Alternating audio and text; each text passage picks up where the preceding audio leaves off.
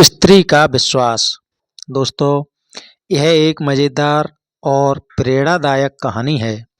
इस कहानी को पूरा सुनिए और कमेंट में ज़रूर बताएं कि आपको कैसी लगी। तो आइए जानते हैं कहानी के बारे में। एक गांव में एक ब्राह्मण अपनी पत्नी के साथ रहता था।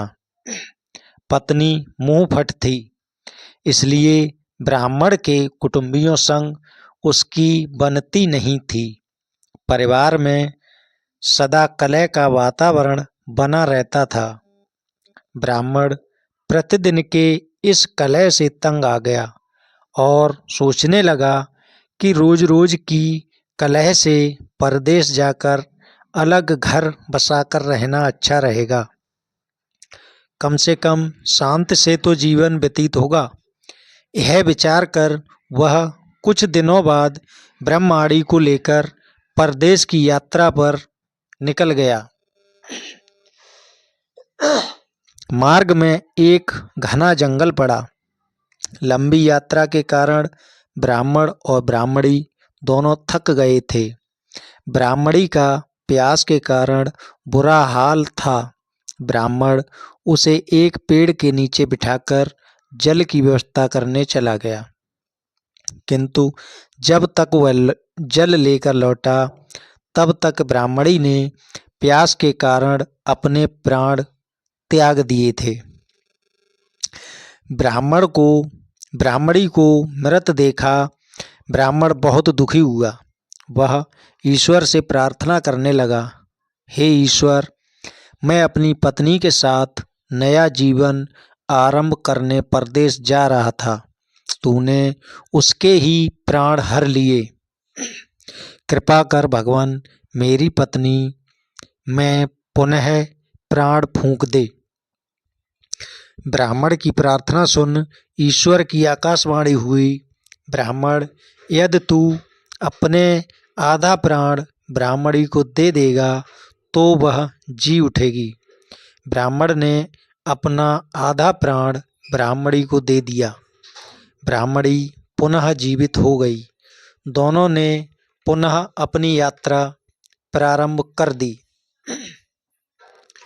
चलते चलते दोनों एक नगर के बाहर पहुँचे।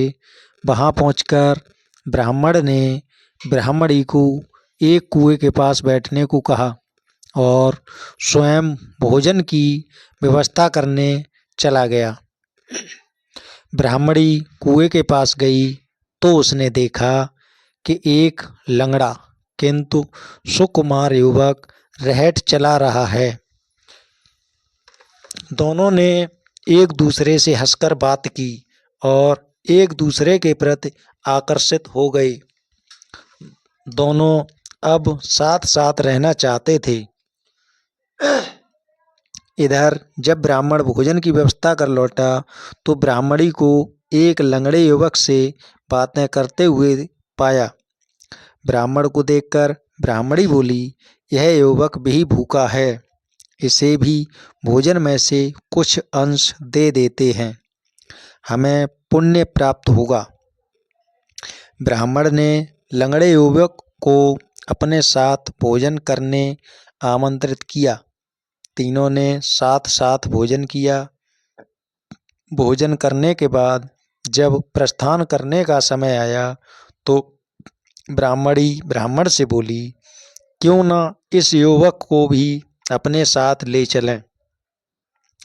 2 से 3 भले, बात करने के लिए एक अच्छा साथ मिल जाएगा। पैसे भी तुम कहीं जाते हो तो मैं अकेली रह जाती हूँ।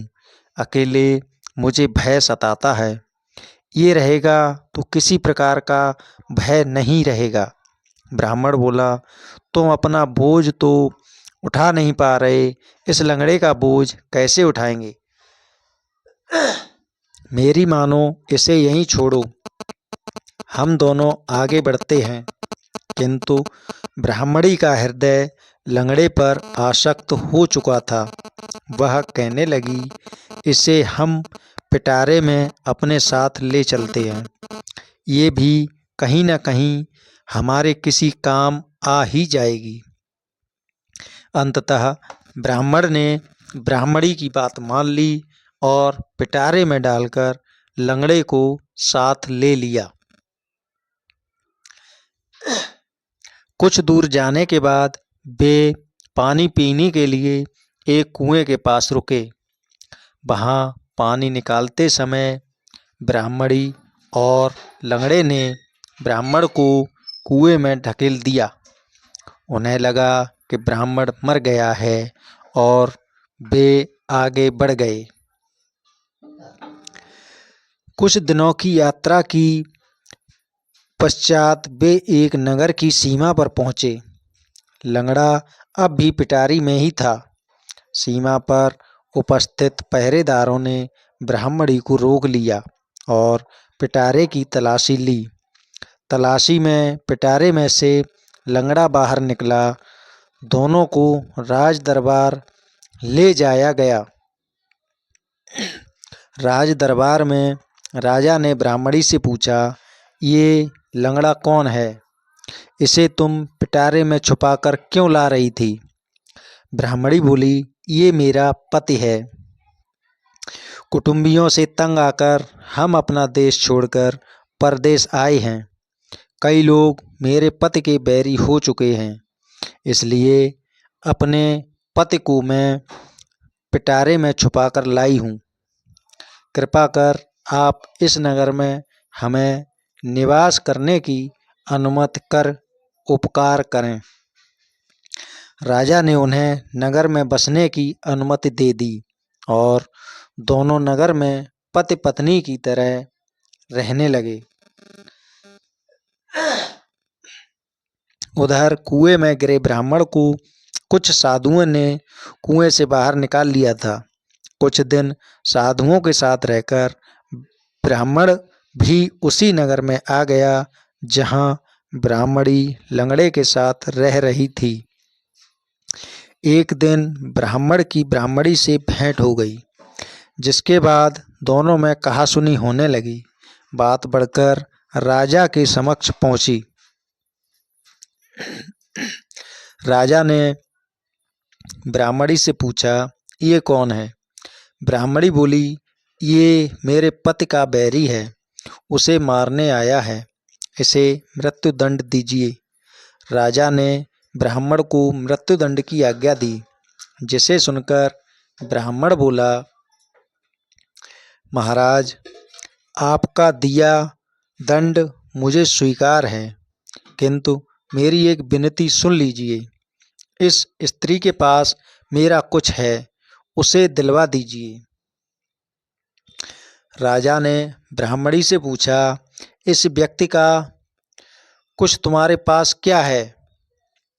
इस पर ब्राह्मणी बोली, नहीं महाराज, मेरे पास इसका कुछ भी नहीं, ये झूठ बोल रहा है।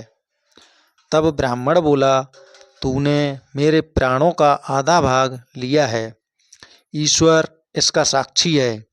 ईश्वर से डर स्त्री, अन्यथा बहुत बुरा परिणाम भोगना पड़ेगा।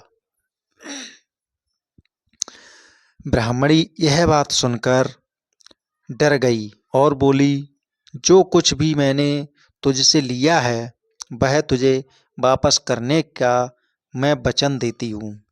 यह कहना था कि ब्राह्मणी नीचे गिर गई और वहीं मर गई। उसके आधे प्राण अब वापस ब्राह्मण में समा गए। ये ब्राह्मण ने राजा को समस्त वृत्तांत कह सुनाया।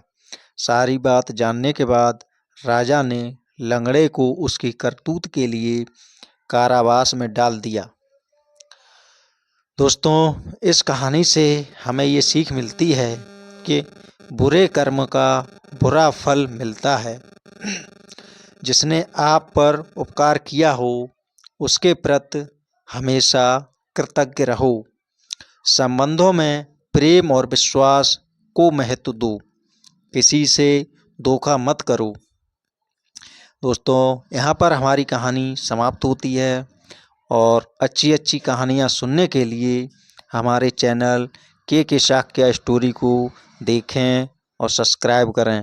वीडियो अगर पसंद आया हो तो दोस्तों को शेयर करना ना भूलें। धन्यवाद।